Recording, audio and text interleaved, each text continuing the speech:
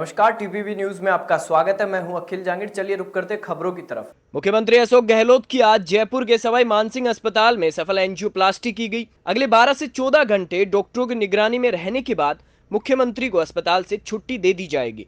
मुख्यमंत्री अब पूरी तरह स्वस्थ हैं। इससे पहले 2-1 दिन से वे सीने में भारीपन बता रहे थे।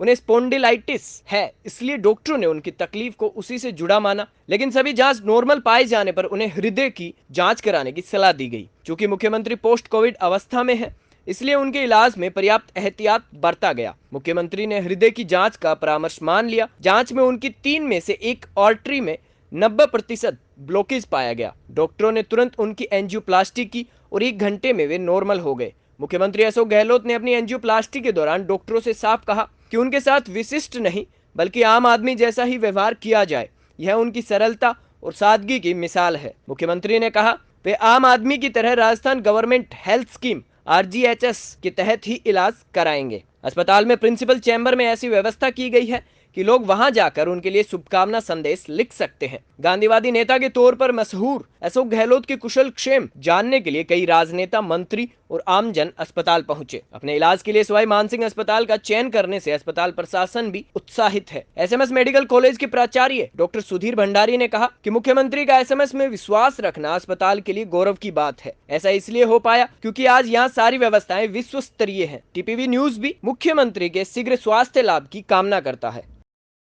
पंचायत चुनाव के दूसरे चरण में 29 अगस्त को 8 पंचायत समितियों फागी, माधोराजपुरा, किशनगढ़, रेनवाल, सांबरलेक, जोबनेर, दूदू, मोजमाबाद और गोविंदगढ़ में पंचायत समिति और जिला परिषद सदस्यों के चुनाव के लिए कुल 1162 मतदान केंद्रों पर मतदान होगा।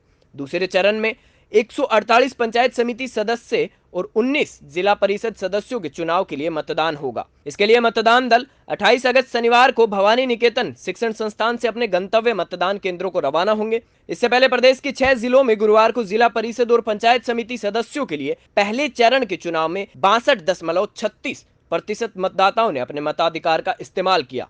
राज्य निर्वाचन आयोग के आयुक्त PS मेहरा ने स्वतंत्र, निष्पक्ष, शांतिपूर्ण और कोरोना संबंधी सभी दिशा निर्देशों की पालना के साथ सुरक्षित मतदान के लिए मतदाताओं का आभार जताया है। जयपुर जिले में फागी के पास माधोराजपुरा में भाजपा प्रत्याशी संदीप जैन और जिला परिषद सदस्य मुकेश टेपड़ ने घर घर जाकर जनसंपर्क किया। संदीप जैन पंचायत समिति वार्ड नंबर 7 से भाजपा के प्रत्याशी हैं। संदीप जैन ने लोगों से बीजेपी के समर्थन में वोट करने की अपील की। जिला परिषद सदस्य मुकेश टेपड़ ने भी जनता से बीजेपी के लिए वोट मांगे। जिला परिषद सदस्य मुकेश टेपड़ और स्थानीय भाजपा कार्यकर्ताओं ने माधोराजपुरा पंचायत समिति वार्ड 10 से बीजेपी प्रत्याशी नाथी देवी के लिए भी वोट मांगे। नाथी देवी ने भी घर घर जाकर संपर्क किया। सभी ने भाजपा के पक्ष में मतदान करने की अपील की। पंचायत चुनाव के सिलसिले में जयपुर विधानसभा क्षेत्र की तुंगा पंचायत समिति में भाजपा के पूर्व मंत्रियों और सांसदों ने जनसभा की। पूर्व मंत्री राजेंद्र राठौड़ ने वार्ड 28 से भाजपा प्रत्याशी सुनीता शर्मा और वार्ड 10 से जगमोहन सारस्वत के पक्ष में मतदान करने की अपील की। उन्होंने आरोप लगाया कि राज्य की कांग्रेस सरकार सरकारी मशीनरी का दुरुपयोग कर आचार संहिता का उल्लंघन कर रही है। सरकारी मशीनरी का जिस प्रकार जमकर दुरुपयोग इस पंचायत समिति के चुनाव में कांग्रेस की शय पर हो रहा है, ये चुनाव की पवित्रता को नष्ट करने वाला काम है। मैं समझता हूँ कि पुलिस के बल पर लोगों को नोटिस देकर और जो आतंक का वातावरण तैयार करने का मनसूबा कांग्रेस पार्टी अपने मन में बनाए बैठी है, उसमें वो कामयाब नहीं होगी। जनता में आक्रोश है। इस क्षेत्र में बिजली और विकास के काम की शून्यता को देखते हुए और किसान के साथ कर्जा माफी की नाइंसाफी और बेरोजगारों के साथ भी धोखाधड़ी को देखते हुए यहाँ के लोगों ने मन बना लिया है। भारतीय जनता पार्टी के पक्ष में शानदार मतदान देकर एक नया इतिहास। जनसभा में दौसा लोकसभा से भाजपा सांसद जसकूर मीणा ने कहा कि बस्सी के वर्तमान विधायक अपने पद का दुरुपयोग करते हुए सरकारी अधिकारियों को धमकाने का काम कर रहे हैं। तो अहंकार वश ये सब काम हो रहा है और जिस तरह से यहाँ के विधायक पुलिस के बड़े अफसर रहे तो सोचते हैं पुलिस आज भी मेरी मुट्ठी में है और हमारे जितने भी प्रत्याशी हैं उनके परिवारजनों को और हमारे कार्यकर्ताओं को जिस तरह के नोटिस दिए जा रहे हैं, ये बहुत निंदा की बात है। और साथ ही मुझे लगता है कि इनको लोकतंत्र की परिभाषा भी नहीं आती है, केवल वर्दी की परिभाषा जानते हैं। ये नोटिस हमारा बाल बांका भी नहीं कर सकते क्योंकि हर कार्यकर्ता अपने सम्मान के लिए और ईमान और धर्म के लिए भारतीय जनता पार्टी का सिपाही बनकर काम कर रहा है और इसको कोई रोक नहीं सकता। जनसभा में पूर्व विधायक मोहनलाल गुप्ता और शंकर लाल शर्मा सहित कई भाजपा कार्यकर्ता और पदाधिकारी मौजूद रहे, जिनका स्वागत किया गया। जयपुर जिले के तुंगा में वार्ड नंबर 10 से बीजेपी प्रत्याशी जगमोहन सारस्वत चुनावी दंगल लड़ने के लिए तैयार हैं। जगमोहन सारस्वत ने कहा कि यदि जनता मुझे आशीर्वाद देती है तो मैं यहाँ की सभी समस्याओं का समाधान करूंगा। पार्टी ने मेरे ऊपर विश्वास जो रखा है, मैं उस विश्वास पे खरा उतरने की कोशिश करूंगा और उन पार्टी के कार्यकर्ताओं को, जो बड़े हमारे नेता हैं, उनका भी धन्यवाद करूंगा कि उन्होंने मेरे ऊपर विश्वास किया है और मैं इस विश्वास पे खरा उतरने की कोशिश करूंगा। मैं जब मेरे गांव में, मैं यहीं का निवासी हूं, जब मैं गांव में जाता हूं तो मेरे जो भाई हैं उनका पूर्ण रूप से मुझे समर्थन मिल रहा है। सब ग्रामवासी मेरे से खुश हैं और उन सब का मेरे को बहुत प्यार मिल रहा है। मेरा जो गांव है बहुत सालों से ये पिछड़ा हुआ है और इसमें विकास के कई काम बाकी हैं। तो उनमें है कि एक तो हमारे यहाँ ऐतिहासिक युद्ध जो हुआ था, उसमें ऐतिहासिक कई चिन्ह हैं, उनका पूर्ण रूप से वापस विकास हो, उनकी पहचान बने। हमारे एक 4 भुजानाथ का मंदिर है बड़ा, जो इस गांव का मालिक है, उसके मेले का आयोजन जो है वो बहुत बढ़िया हो और ख्याति प्राप्त हो। भारतीय जनता पार्टी एक लोकतांत्रिक पार्टी है, कार्यकर्ताओं की पार्टी है और कार्यकर्ताओं के आधार पर ही चुनाव लड़ा जाता है। हम जिला परिषद और पंचायत समिति के चुनाव की घोषणा होते ही जनता से बराबर संपर्क बनाए हुए हैं और जिस प्रकार से जनता ने इस कांग्रेस सरकार को चुना था, तो जनता की उम्मीदों पर ये कांग्रेस सरकार खरी नहीं उतरी है और ये कांग्रेस सरकार तो होटलों में बंद हो गई है, अपनी कुर्सी बचाने का खेल शुरू कर दिया है और जनता, प्रदेश की जो जनता है उसको बेहाल स्थिति में छोड़ रखा है। जनता की कोई सुध नहीं ले रही है और जनता अपने वोट की चोट के माध्यम से इस सरकार को चेतावनी देना चाहती है और ग्रामीण की जनता, किसान बंधु, मजदूर जो लोग हैं, वो भारतीय जनता पार्टी के पक्ष में अपना मतदान करने के लिए लालायित है और बहुत दिनों से वो इंतजार कर रहे थे कि कब जिला परिषद और पंचायत समिति के चुनाव हो और भारतीय जनता पार्टी के प्रत्याशियों को भारी बहुमत से जिताकर इस कांग्रेस की जो सरकार है इसके ताबूत में अंतिम कील ठोकने का हम काम करें। राष्ट्रीय मुद्दे हल होते जा रहे, एक से एक राष्ट्रीय मुद्दे हल होते जा रहे, इसलिए जनता ये चाह रही है कि इन राष्ट्रीय मुद्दों को और लोकल मुद्दों को, दोनों को बता करके जनता को, जनता की सुन के, और फिर हम इस तरह की बात करें कि राष्ट्रीय मुद्दों पे ज़्यादा ध्यान जाए, लोकल मुद्दों पे ध्यान जाए। वार्ड 10 से बहुत अच्छा वो चल रहा है। हमारे जगमोहन जी भाई साहब घर घर जाके जनसंपर्क कर रहे हैं। हमारी युवा टीम बहुत अच्छा घर घर जाके संपर्क कर रही है, बहुत अच्छा रुझान मिल रहा है हमें। उदयपुर भरतपुर जिले के कामा में सुनहरा ग्राम पंचायत में कांग्रेस के वार्ड संख्या 14 से उम्मीदवार रामनिवास ने जनसंपर्क किया। चुनावी दौरे में पूर्व प्रधान जलीस खान भी मौजूद रहे। सरपंच देवेंद्र सिंह ने पूर्व प्रधान जलीस खान का चांदी का मुकुट पहनाकर स्वागत किया। इनके साथ कई स्थानीय कांग्रेसी कार्यकर्ता मौजूद थे। इन सब ने चकंदोला, नदोला, बगीची, सुनहरा नगला, कुलवाना सहित दर्जनों गाँव में चुनावी प्रचार किया। खाजुवाला में कांग्रेसी विधायक गोविंदराम मेघवाल 2 दिन के गृह क्षेत्र के दौरे पर हैं। बीकानेर जिले के खाजुवाला में उन्होंने जन सुनवाई की। उन्होंने विभिन्न सरकारी स्कूलों में 1 करोड़ 48 लाख रुपए की लागत से बने 16 कक्षों का लोकार्पण किया। जनता से संवाद में विधायक ने मुख्यमंत्री अशोक गहलोत के नेतृत्व में विश्वास व्यक्त किया और कहा कि सरकार शिक्षा के क्षेत्र में विकास के नए आयाम छू रही है। गोविंदराम ने केंद्र सरकार को आड़े हाथों लेते हुए कहा कि देश ने जो कुछ आजादी के बाद से बनाया है वो सब धीरे धीरे निजीकरण के नाम पर बेचा जा रहा है। मेघवाल ने किसान आंदोलन को पूरा समर्थन देने की अपील की। आज मैंने करनीसर, थारूसर, एडीएम फांटा, ककराला और सामरदा में करीब 1 करोड़ 48 लाख के भवन जो रमसा के द्वारा स्कूल भवन बने हैं, हमारी सरकार ने बनाए हैं, उसका उद्घाटन किया है। और उसके अलावा भी स्कूलों में जहाँ जहाँ भी जैसी ज़रूरत होगी हम उसकी पूर्ति करेंगे। और कल भी मैं करीब 5 स्कूलों में 1 करोड़ 22 लाख का जो भवन बने हैं उनका उद्घाटन करेंगे। क्योंकि जैसा कि आपने देखा है कि मैंने 500 करोड़ रुपए बजट में आदरणीय मुख्यमंत्री जी ने हमारी मांग पर नहरों की मरम्मत के लिए दिया, नई नहरें बढ़ेगी। 600 करोड़ रुपए प्रत्येक गांव में टंकी, पाइपलाइन और फिल्टर शुद्ध पानी देंगे, क्योंकि यहाँ जो पशु पानी नहीं पी सकते वो आज हमारा किसान पीने के लिए मजबूर है। प्रतापगढ़ के मिनी सचिवालय सभागार में घर घर नल कनेक्शन विषय पर जिला जल और स्वच्छता मिशन की बैठक हुई। जिला कलेक्टर रेणु जयपाल ने बैठक की अध्यक्षता की। उन्होंने अधिकारियों से कहा कि जल जीवन मिशन सरकार की महत्वपूर्ण योजना है, इसलिए अधिकारी इसे गंभीरता से ले। प्रत्येक गाँव के लिए बनाए जा रहे जल वितरण प्लान के तहत सभी 971 गाँव का सर्वे अक्टूबर तक आवश्यक रूप से पूरा कर लिया जाए। उन्होंने जलदाय विभाग के अधीक्षण अभियंता से कहा कि वे मिशन के तहत तैयार की जा रही टंकियों का निर्माण प्राथमिकता से करें। जयपुर के वैशाली नगर में मीटिंग के लिए गुरुग्राम से जयपुर आए NHAI के रिटायर्ड अधिकारी राजेंद्र चावला की हत्या के मामले में जांच जारी है और वैशाली नगर थाना पुलिस को भरोसा है कि 2-3 दिन के अंदर ही मामले का खुलासा हो जाएगा। सीसीटीवी फुटेज और पूछताछ के आधार पर अनुमान है कि हत्यारे जयपुर से बाहर निकल चुके हैं। वैशाली नगर थाना अधिकारी अनिल जैमन ने बताया कि बदमाशों की तलाश में वैशाली नगर सर्किल के सभी थाना टीमों के साथ CST और DST भी लगी हुई है। इस बीच जयपुर के सवाई मानसिंह अस्पताल में राजेंद्र चावला के शव का पोस्टमार्टम कराया गया और उसके बाद उनका शव परिजनों के सुपुर्द कर दिया गया। गौरतलब है कि गुरुवार शाम को अज्ञात बदमाशों ने राजेंद्र चावला के सिर में गोली मारी थी और फरार हो गए थे। जयपुर में विश्वकर्मा थाना इलाके में जिला वेस्ट स्पेशल टीम और कमिश्नरेट की क्राइम ब्रांच टीम ने बड़ी मात्रा में डोडा चूरा बरामद कर तौफीक समेत 6 तस्करों को गिरफ्तार किया है। Additional DCP crime Sulesh Chaudhary ने बताया कि पहले पकड़े गए इनामी बदमाश तौफीक और इमरान से पूछताछ के बाद सामने आया कि मध्य प्रदेश से डोडा चूरा लाकर पंजाब सप्लाई करना था और तस्करों ने जयपुर को अपना अड्डा बना रखा था। इस अड्डे से पुलिस ने 4,500 किलो डोडा चूरा बरामद कर लिया है। तस्करों से पूछताछ जारी है। राजधानी जयपुर में मंचलों के खिलाफ निर्भया स्क्वाड काल बनकर बरस रही है। ऑपरेशन सैफर व्हील्स के तहत स्क्वाड ने 1 महीने में 505 मंचलों के खिलाफ कार्रवाई की। महिलाओं के अश्लील वीडियो बनाने वाले एक युवक को जेल भेजा गया। सार्वजनिक स्थानों पर छेड़खानी करने वाले और पत्नियों को प्रताड़ित करने वाले पतियों पर भी कार्यवाही की गई। निर्भया स्क्वाड की नोडल अधिकारी सुनीता मीणा ने बताया कि जयपुर में करीब 200 स्पॉट चुने गए हैं जहां छेड़छाड़ की ज्यादा हरकतें होती है। इन सभी जगहों पर निर्भया की टीम तैनात है। निर्भया स्क्वाड का मकसद महिलाओं को सुरक्षित माहौल देना है।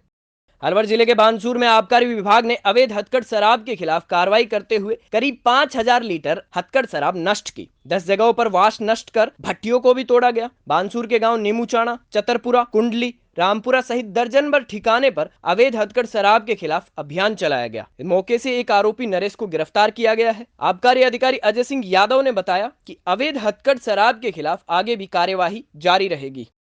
प्रतापगढ़ जिले के हथुनिया थाना इलाके के नाथुखेड़ी गांव के पास अज्ञात वाहन ने बाइक सवार फौजी को टक्कर मार दी, जिससे फौजी की मौके पर ही मौत हो गई। पुलिस ने पोस्टमार्टम कराकर सब परिजनों के सुपुर्द कर दिया। सेना की 463 यूनिट जालंधर में तैनात भगवान सिंह राजपूत रिश्तेदारी में गांव आया था। हाल ही में उसका तबादला 17 mountain division signal regiment Sikkim में हुआ था। प्रतापगढ़ के अरनौद उपखंड कार्यालय में डांगी समाज के लोगों ने SDM के नाम तहसीलदार को ज्ञापन सौंपा। ज्ञापन में बताया गया कि MX प्लेयर पर इन दिनों छत्रसाल नामक सीरियल प्रसारित हो रहा है, जिसके एपिसोड नंबर 13 में एक दृश्य और संवाद है जिसमें क्षत्रिय डांगी समाज के मनसा राज्य के जागीरदार राजा केशवराज डांगी को मुगल शासक औरंगजेब का पक्ष रखते हुए बताया गया है, जो गलत है। यह क्षत्रिय डांगी समाज की राष्ट्रभक्ति और धार्मिक आस्थाओं पर सीधा प्रहार है। समाज ने उस दृश्य और संवाद को तुरंत हटाने की मांग की है।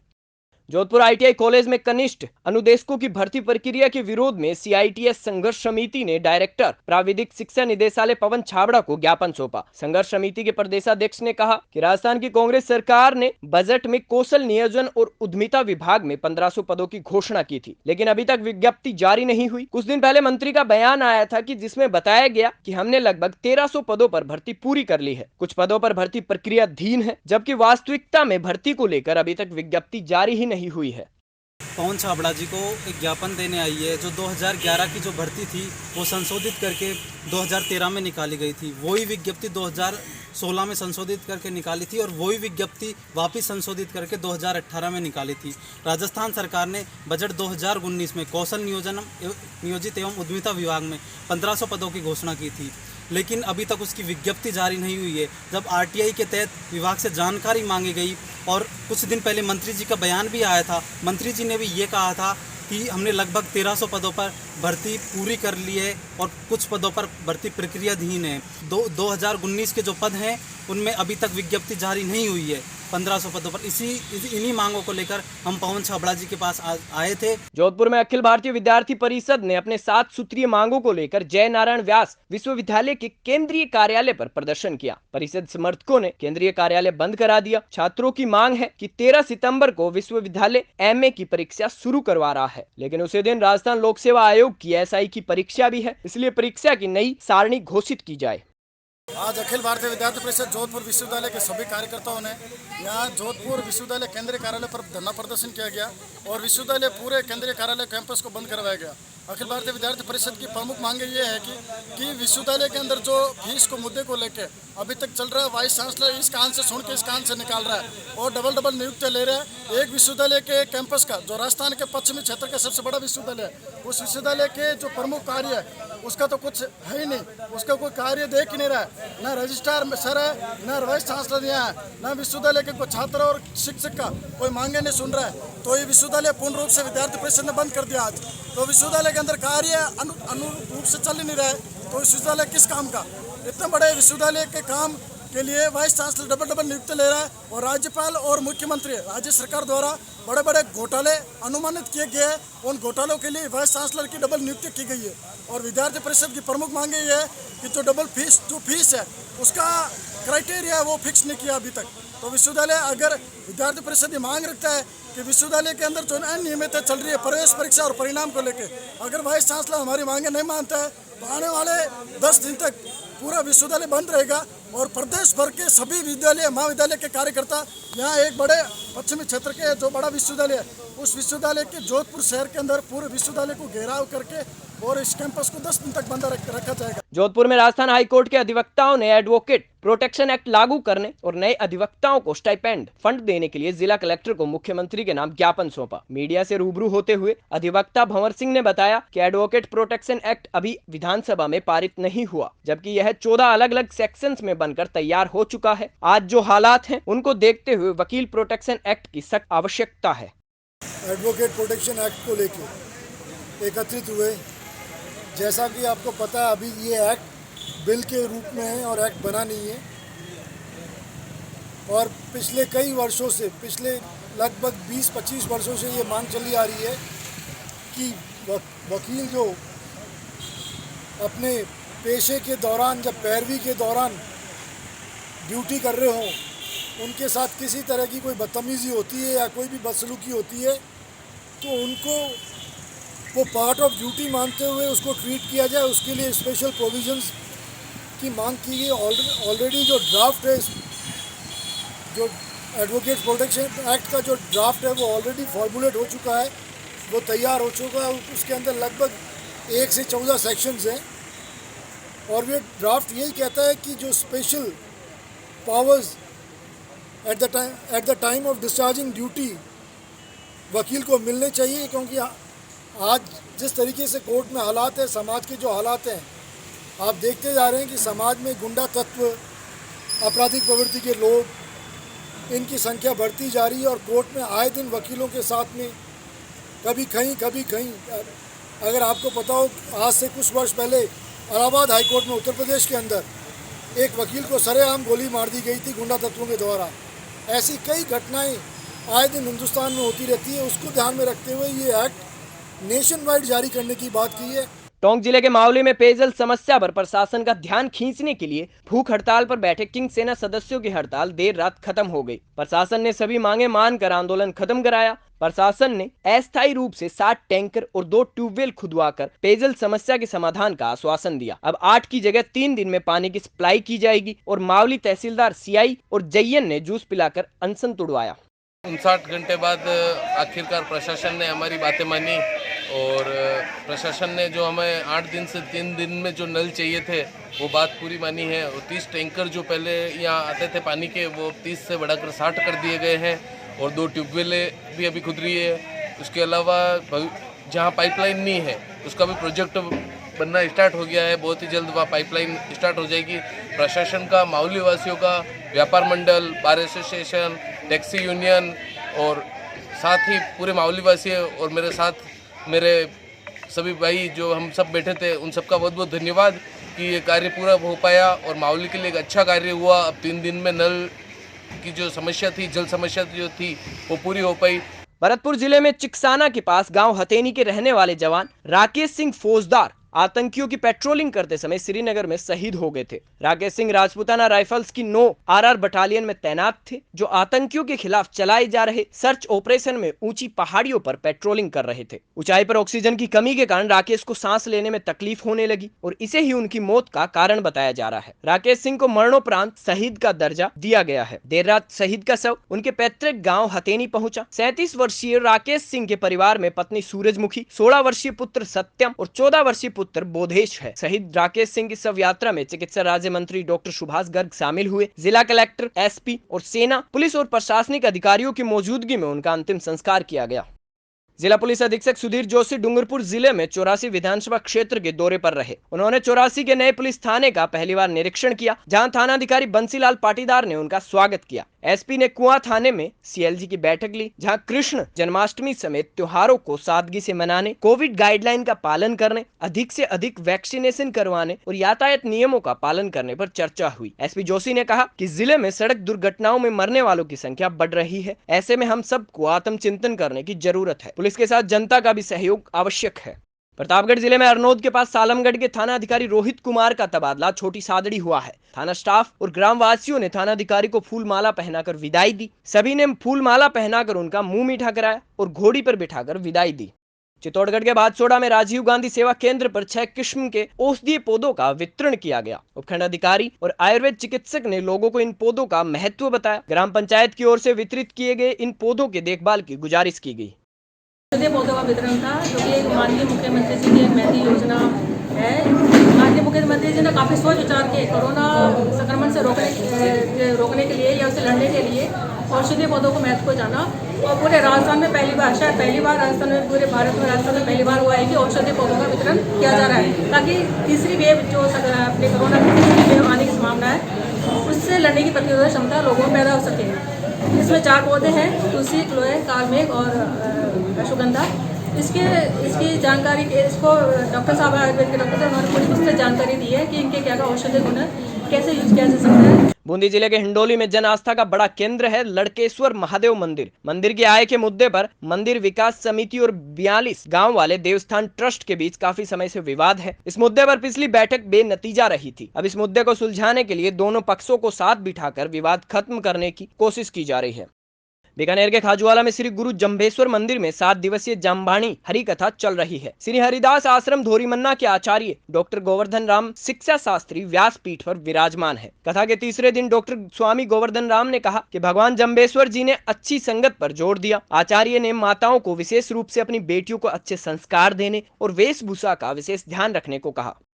भगवान श्री कृष्ण के प्रकाट्य शुभ अवसर श्री कृष्ण जन्माष्टमी सोमवार 30 अगस्त को पूरी श्रद्धा और उल्लास से मनाया जाएगा। जयपुर के तो आराध्य ही भगवान राधा गोविंद है, जिनका राधा गोविंद देव मंदिर विश्व विख्यात है। इस मंदिर सहित प्रदेश के हर कृष्ण मंदिर में जन्माष्टमी पर्व की तैयारियां चल रही है। गोविंद देव जी मंदिर में गुरुवार शाम को नाव की झांकी सजाई गई। यहाँ झांकियां 28 अगस्त तक सजेगी। 30 अगस्त की आधी रात को गोविंदाभिषेक होगा। इसका ऑनलाइन प्रसारण किया जाएगा। मंदिर में प्रवेश निषेध होने से श्रद्धालु ऑनलाइन ही अभिषेक में शामिल होंगे। कोविड गाइडलाइन के कारण इस बार श्रद्धालु उछाल में लुटाए जाने वाले उपहार नहीं लूट पाएंगे। शोभा यात्रा भी नहीं निकाली जाएगी।